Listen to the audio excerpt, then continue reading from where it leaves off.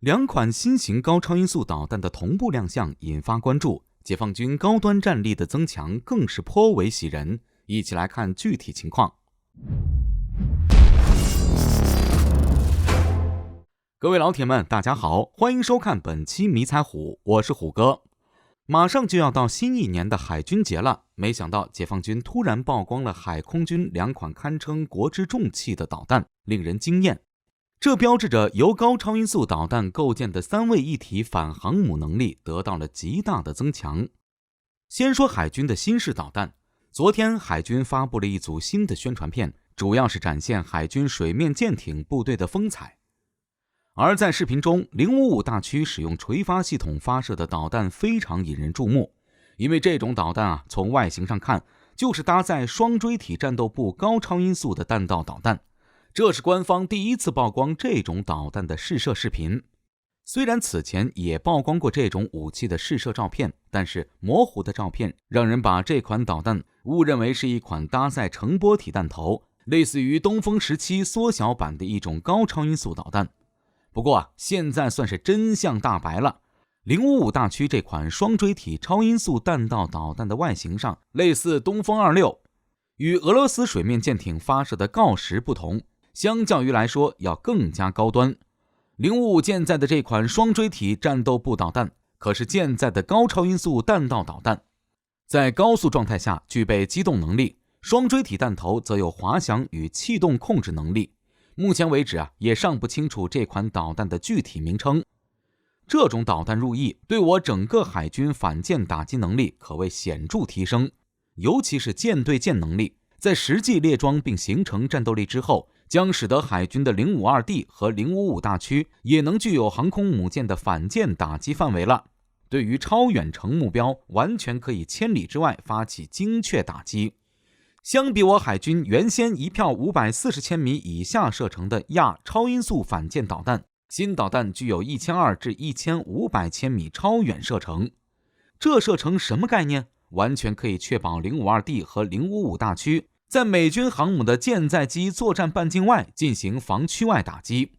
而美国航母舰载机对我大驱则无法纳入打击范围。即使舰载机挂在副油箱，还没等这些战机飞到打击范围内呢，鹰击 XX 高达5至10马赫的速度早就抢先击中敌方航母了。到时候这些舰载机想要的就不是怎么打防空导弹齐全的055了，而是怎么在海上迫降保命。另一方面，从此款导弹是从055大驱上发射，而不是从试验舰平台上发射，也能证明此款导弹目前已经正式列装部队，应当是处在战力形成阶段。同时呢，也是当今世界上唯一列装部队的舰载高超音速弹道导弹。简而言之，便是中国开创了一个全新的导弹流派。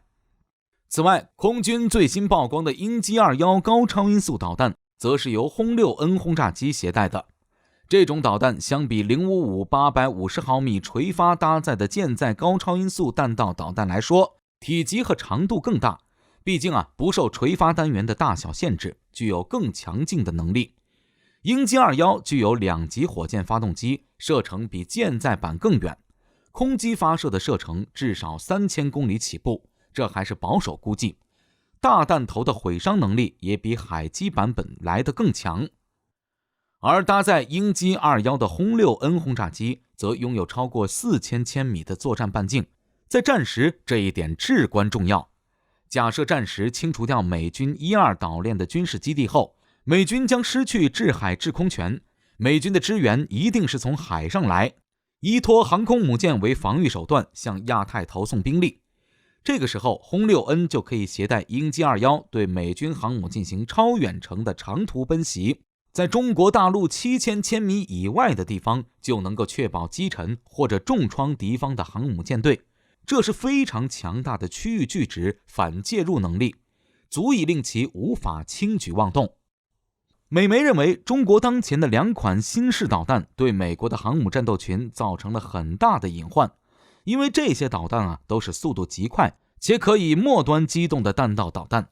这让美国海军的防空系统不堪重负。当前即便是最先进的宙斯盾系统也无法应对饱和式高超音速导弹的打击，现在美国海军的防御系统陷入了一定的瓶颈中，面对中国的新式导弹，美国海军当前也是真的无能为力。尤其是解放军现在列装的高超音速反舰导弹的射程已经超过了美国航母舰载机的常规打击范围，可以说在打击力量上，中美之间已经出现失衡的状态。解放军的区域拒止反介入体系明显让美国海军无法应对了。美媒认为，随着解放军舰载空射2款高超音速导弹亮相，高端战力再度得到了增强。